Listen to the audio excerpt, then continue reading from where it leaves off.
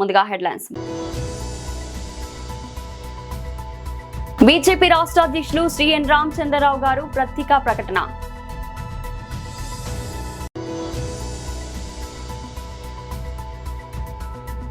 Gun park లో మీడియాతో మాట్లాడుతున్న BRS working president KTR.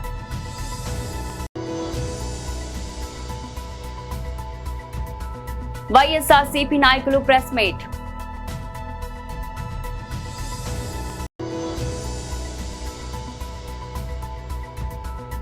Perambur నుంచి విజయ్ ఎన్నికల ప్రచారం. బీజేపీ రాష్ట్ర అధ్యక్షులు శ్రీ ఎన్ రామచంద్రరావు గారి పత్రికా ప్రకటన. భారత ప్రభుత్వం డీలిమిటేషన్ ప్రక్రియ జనగణన అయిన తర్వాత చేయాలనేటటువంటి ఒక నిశ్చయం ఉన్నదని మొన్న ఇన్ఫార్మల్గా అమిత్ షా గారు ఎన్డీఏ యొక్క సభ్యులకు మీటింగ్లో చెప్పినట్టు ఈరోజు సమాచారం ఉన్నది. ఏది ఉన్నప్పుడు కూడా డీలిమిటేషన్ అనేది రేపు 33% మహిళల ఒక రిజర్వేషన్ ఉండాలి కాబట్టి డీలిమిటేషను ప్రతి సెన్సస్ తర్వాత జరగాల్సినటువంటి ఒక ఆన్వాయి ఉంది కాబట్టి డెఫినెట్గా భారతదేశంలో డీలిమిటేషన్ జరుగుతుంది. ఈ డీలిమిటేషన్ ప్రక్రియ అవుతుందో జనగణన అయిపోయిన తర్వాత డీలిమిటేషన్ కమిషన్ ఒకటి ఏర్పాటు చేసి కొత్త పునర్విభజనలు జరిగేటువంటి సమయంలో కొత్త ఒక 33% కొత్త నియోజకవర్గాలు మహిళలకు ఇస్తారు. ఇది నారీ వందన సంబంధించినటువంటి ఒక ఏదైతే చట్టాన్ని నరేంద్ర మోదీ గారు తీసుకువచ్చారో దానికి జరుగుతుంది. జనాభా ఆధారంగా లేకపోతే ప్రాంతాల ఆధారంగా పునర్విభజన జరగదు. ఒకవేళ జనాభా ఆధారంగా జరగాలంటే నార్త్ ఈస్ట్లో ఉన్నటువంటి ఒక స్టేట్స్లో చాలా తక్కువ సీట్లు ఉంటాయి వాళ్ళకు. కానీ మనం చూస్తా ఉన్నాం అక్కడ ఒక్కొక్క అసెంబ్లీ సెగ్మెంట్లో 6,000, 8,000 ఓట్లు ఉంటాయి. అక్కడ 45 సీట్లు ఉన్నాయి, 50 సీట్లు ఉన్నాయి. అదే హిమాచల్ ప్రదేశ్లో కూడా మేము పోల్చుకుంటే అక్కడ తక్కువ పాపులేషన్ ఉంటుంది, కానీ సీట్లు మాత్రం 60 పైగా ఉన్నాయి. ఢిల్లీలో కూడా అదేవిధంగా మనం ఒకవేళ చూసుకుంటే ఢిల్లీలో కూడా పాపులేషన్ ఈచ్ అసెంబ్లీ కాన్స్టిట్యూన్సీలో తక్కువ ఓట్స్ ఉంటాయి.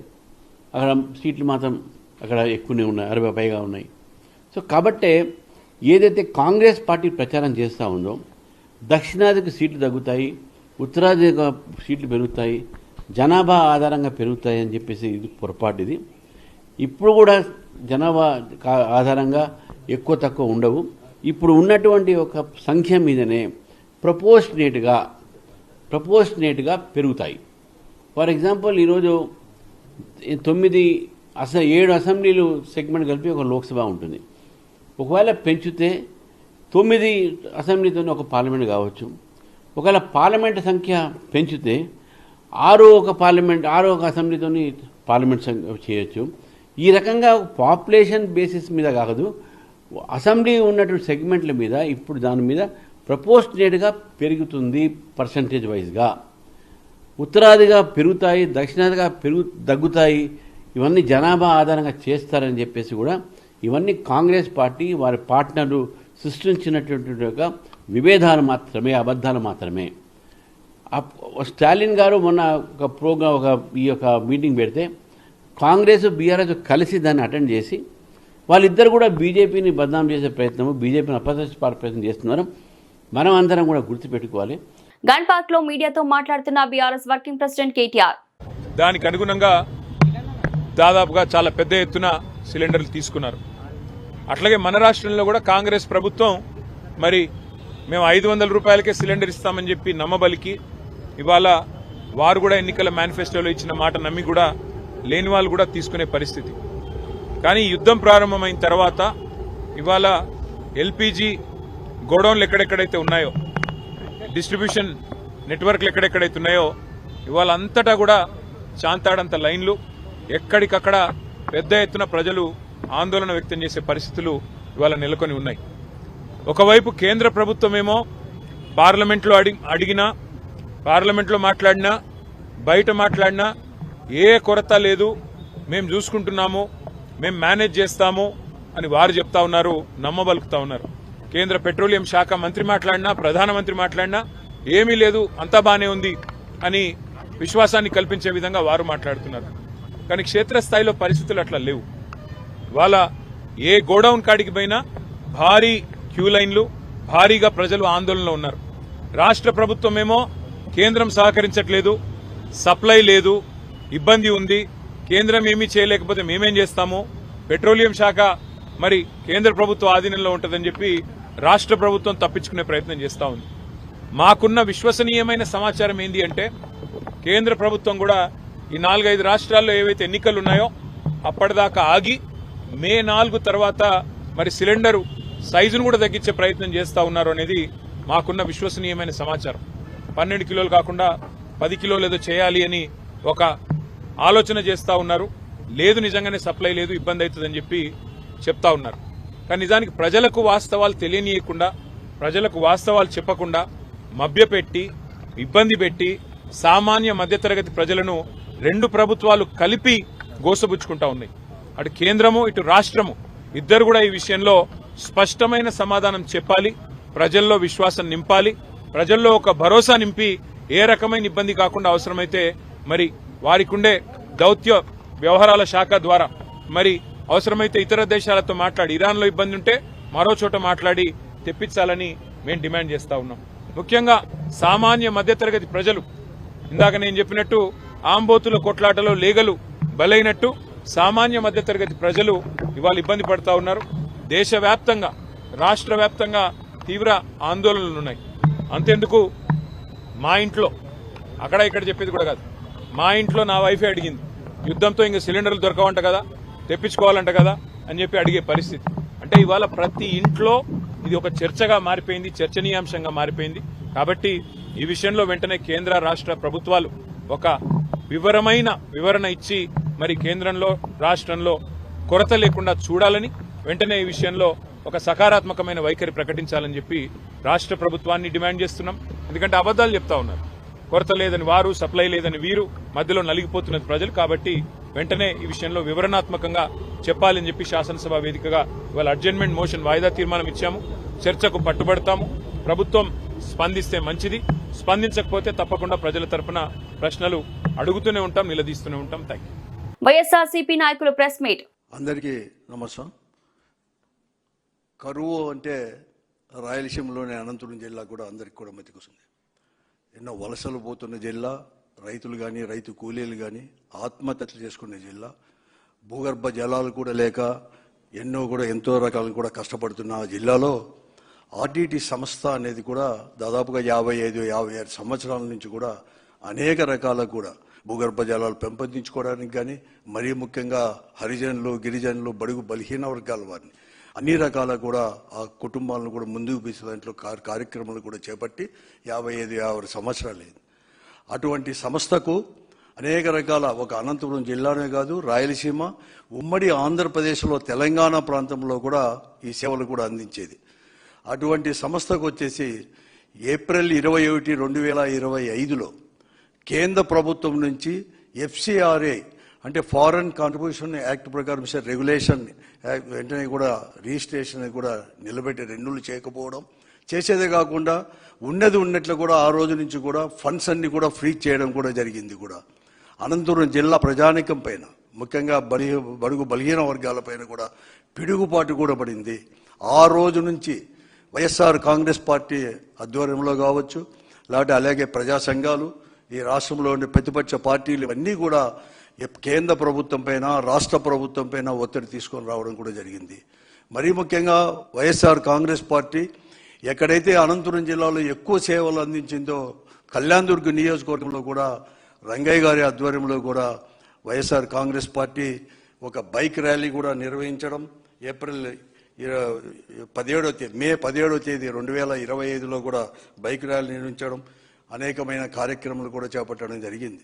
ఇదే కాకుండా బైక్ ర్యాలీనే కాకుండా ఒక పాదయాత్ర కూడా, అంటే ఏదైతే 1969లో ఎక్కడైతే కార్యక్రమంలో ఫెర్రర్ గారు ఎక్కడైతే ప్రారంభించారో, బెలుగుప్ప మండలం గొంచి తండాలో ప్రారంభించారో, అక్కడ నుంచి కూడా వైఎస్ఆర్ కాంగ్రెస్ పార్టీ దాదాపుగా 19 రోజులు కూడా పాదయాత్ర కూడా చేసేసి ఈ ప్రభుత్వ కేంద్ర రాష్ట్ర ప్రభుత్వాల ఒత్తిడి తీసుకొని రావడానికి, మరీ ముఖ్యంగా పాదయాత్ర ప్రారంభంలో కూడా అధికారంలో ఉండే తెలుగుదేశం పార్టీ, అక్కడ ఉండే శాసనసభ్యుడు వాళ్ళందరూ కూడా యొక్క సూచనల మేరకు, వారి యొక్క ఒత్తిడి మేరకు కూడా పోలీసు వారు అనేది కూడా పాదయాత్ర చేయకూడదని చెప్పేసి ఆ రోజు పాదయాత్ర ప్రారంభించిన రోజు అందరినీ కూడా నిర్బంధించడం, ముందుకు పోకుండా దాంట్లో కూడా పోలీసు వారిని కూడా వారి యొక్క వలయాన్ని కూడా ఛేదించి వైఎస్ఆర్ కాంగ్రెస్ పార్టీ నిర్విరామంగా కూడా 16 రోజులు కూడా పాదయాత్ర కూడా చేసి తమిళనాడు రాజకీయాలు వేడెక్కుతున్న వేళ నటుడు రాజకీయ నేత విజయ్ తన ఎన్నికల ప్రచారానికి శ్రీకారం చుట్టనున్నారు. రేపటి నుంచి చెన్నైలోని పెరంబూర్ నియోజకవర్గంలో ఆయన తన ప్రచారాన్ని అధికారికంగా ప్రారంభించనున్నారు. ఆయన స్థాపించిన తమిళగ వెట్రి కళింగం పార్టీ తొలిసారిగా ఎన్నికల బరిలోకి దిగుతుండటంతో ఈ పరిణామం సర్వత్రా ఆసక్తి రేపుతుంది. ప్రచార కార్యకలాపాల కోసం విజయ్ ఇప్పటికే కొడంగియర్ సమీపంలోని కన్నదాసన్ నగర్లో ఒక బంగ్లాను సిద్ధం చేసుకున్నారు. రేపు ఉదయం ఆ నివాసంలో పూజలు నిర్వహించి అనంతరం పెరంబూర్ నియోజకవర్గంలో పర్యటనకు బయలుదేరనున్నారు. రాబోయే 2 రోజుల పాటు ఆయన స్థానికులతో మమేకమవుతూ ఓటర్లను కలిసి మద్దతు కోరనున్నారు. తమిళనాడులో ఏప్రిల్ 23న అసెంబ్లీ ఎన్నికల పోలింగ్ జరగనుండగా ఈ నెల 30 నుంచి నామినేషన్ల స్వీకరణ ప్రారంభమవుతుంది. మే 4న ఓట్ల లెక్కింపు చేపట్టి ఫలితాలను ప్రకటిస్తారు. ఎన్నికల షెడ్యూల్ విడుదల కావడంతో టీఎంకే, అన్నా డీఎంకే, ఎన్డీఏ వంటి ప్రధాన కూటమిలో అభ్యర్థుల ఎంపిక, పొత్తులు, మేనిఫెస్టో రూపకల్పనపై కసరత్తులు ముమ్మరం చేశాయి. ఈసారి తమిళనాట ఎన్నికలు చతుర్ముఖ పోటీగా మారే అవకాశం కనిపిస్తుంది. డీఎంకే, అన్నా డీఎంకే కూటమిలతో పాటు నామ్ తమిళ్ కచ్చి విజయ్ నేతృత్వంలోని టీవీకే కూడా స్వతంత్రంగా పోటీ చేసే సూచనలు ఉన్నాయి. విజయ్ ప్రత్యక్ష రాజకీయాల్లోకి ప్రవేశించడం ముఖ్యంగా పట్టణ ప్రాంతాల్లో ఎన్నికల సరళిని ప్రభావితం చేయవచ్చని విశ్లేషకులు భావిస్తున్నారు. రామగుండం ఎన్టీపీసీ సంస్థ విద్యుత్ ఉత్పత్తిలో అగ్రభాగాన నిలుస్తూ సిఎస్ఆర్ నిధుల ద్వారా ప్రభావిత గ్రామాల అభివృద్ధికి పాటుపడుతున్నామని Ramagundam NTPC Telangana project ED Chandan Kumar Samanta తెలిపారు. ఈ మేరకు ఎన్టీపీసీ టీటీఎస్ లోని ఈడీసీ మిలీనియం హాల్లో ఏర్పాటు చేసిన టీమిండియా సమావేశంలో ముందుగా సీనియర్ పాత్రికలతో కలిసి ఎన్టీపీసీ అధికారులు జ్యోతి ప్రజ్వలన చేసి ఎన్టీపీసీ గేయంతో సమావేశాన్ని ప్రారంభించారు. ఈ సందర్భంగా ఈడీ చందన్ కుమార్ సమంత మాట్లాడారు. ఈ మీడియా సమావేశంలో ఎన్టీపీసీ అధికారులు ముకుల్ రాయ్, జీఎంలు Manish Agarwal, Abhijit Datta, Vinoy Jose, DS Rawat, HOD Vijay Kumar, sticker, AGM, హెచ్ఆర్లు పాల్గొన్నారు. 1600 megawatt is ready for operation, and as you know that summer is advancing, and we will have lot of demand in power generation. We have sufficient amount of coal stock and oil stock also, and our floating solar 100 megawatt and 10 megawatt ground solar is under production, and 176 in which 120 megawatt ground solar and 56 megawatt floating solar will commission and start commissioning in this month itself. Almost everything is formalities are over. Technically all the things are all right, and we are waiting for the first time charging from grid authorities.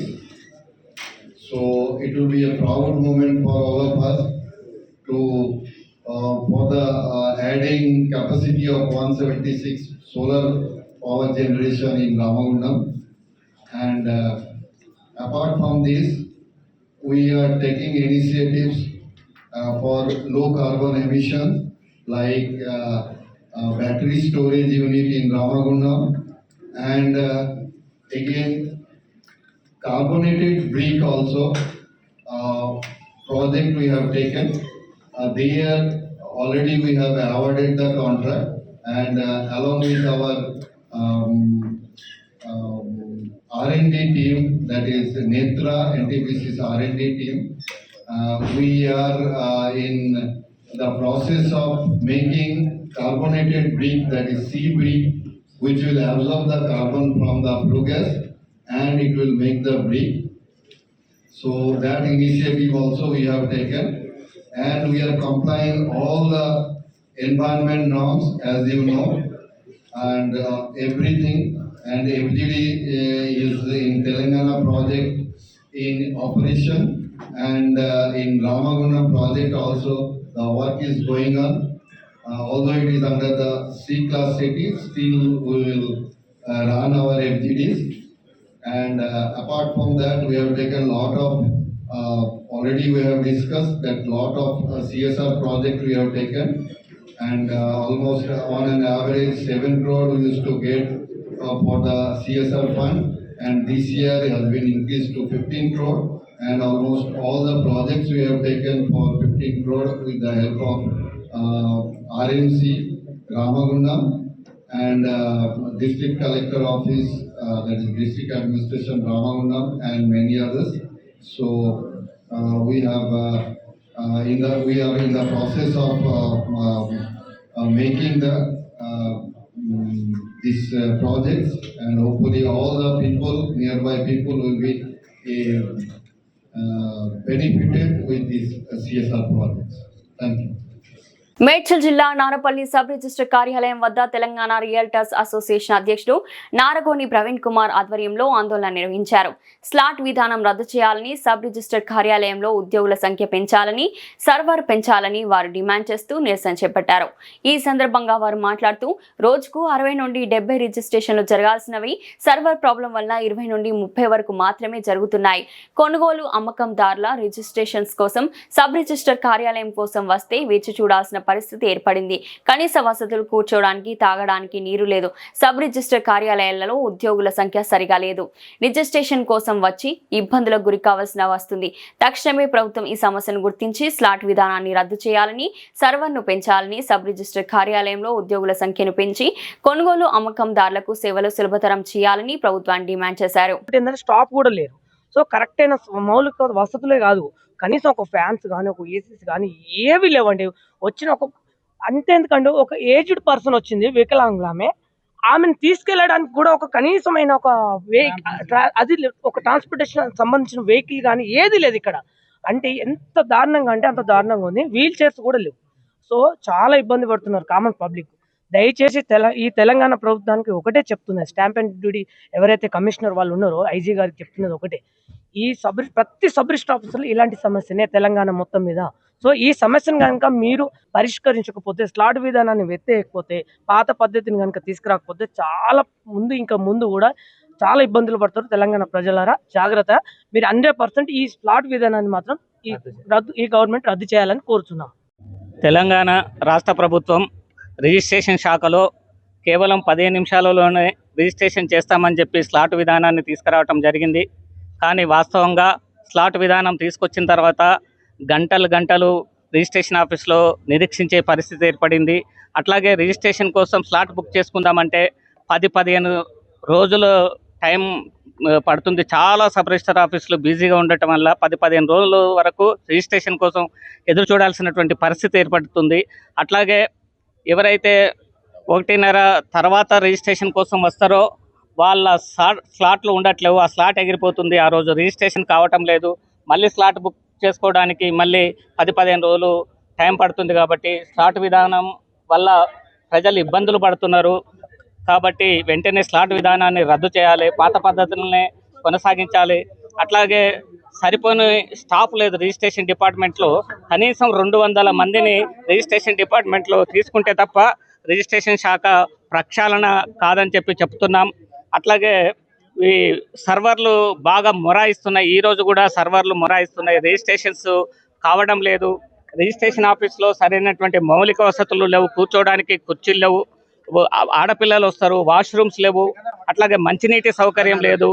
ఏదో దాన ధర్మం కోసం ఏదో ధర్మసత్రానికి వచ్చినట్టుగా registration ఆఫీస్కి వచ్చి గంటలు registration కోసం నిరీక్షించే పరిస్థితి ఈరోజు ఏర్పడింది. కాబట్టి ప్రభుత్వం వెంటనే రిజిస్ట్రేషన్ శాఖను ప్రక్షాళన చేసి స్లాట్ విధానాన్ని రద్దు చేసి పాత పద్ధతిలోనే రిజిస్ట్రేషన్ చేసి ఈ యొక్క ఎవరైతే కొంతమంది రిజిస్ట్రేషన్ రద్దు చేసుకుంటారో ఆ రద్దు చేయనప్పుడు స్టాంప్ డ్యూటీ 7.5% కడతారు.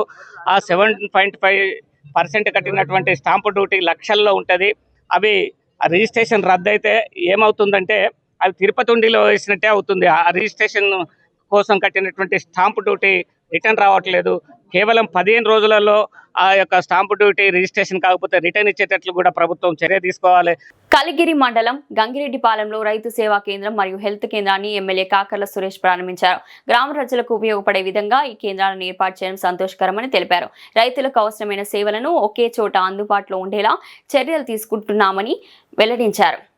ఈ కార్యక్రమంలో ప్రకృతి వ్యవసాయ project manager Kannayya, RTC Ravichandra Prasad, Vinjamuru division సిబ్బంది, ఎన్ఎఫ్ఎఫ్ శ్రీనివాస్ తేజ పాల్గొన్నారు. మండల ఎఫ్ఎంటీ, ఐసీఆర్పీలు సిబ్బంది, అగ్రికల్చర్ ఏఓలు, విఏఎల్ కూడా హాజరై కార్యక్రమాన్ని విజయవంతం చేశారు. అధికారులు గ్రామ అభివృద్ధి కోసం సమన్వయంతో పనిచేయాలని సూచించారు. ప్రకృతి వ్యవసాయం ప్రాముఖ్యతను ఈ సందర్భంగా ఎమ్మెల్యే వివరించారు. గ్రామాల్లో ఈ విధానాన్ని విస్తృతంగా ప్రోత్సహించాలని పిలుపునిచ్చారు.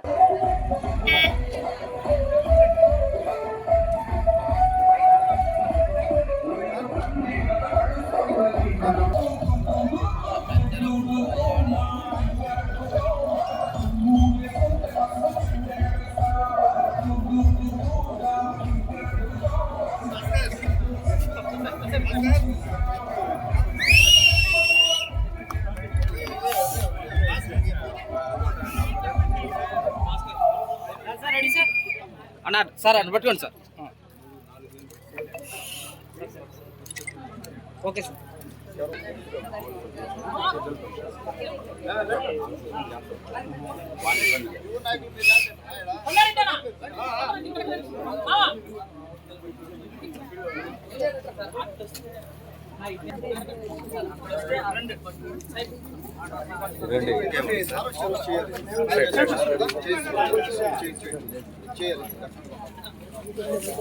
బాండి సార్లకు బాండి మా సార్ బాండి అమ్మా ఏం చేస్తాను తమ్ముడు చిన్న పేపరేనా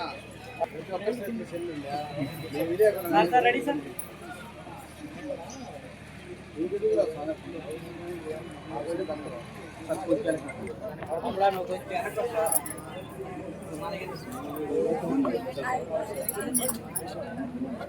ఎక్కువ మెయిన్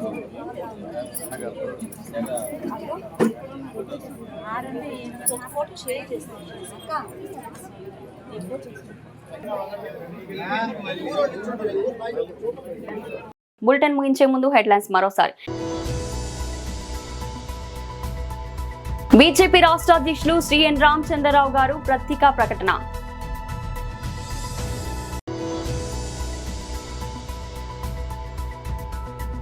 గన్ పార్క్ లో మీడియాతో మాట్లాడుతున్న BRS working president KTR.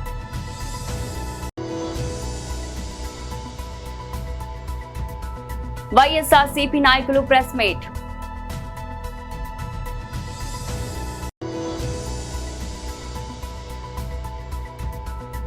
Perambur నుంచి విజయ్ ఎన్నికల ప్రచారం.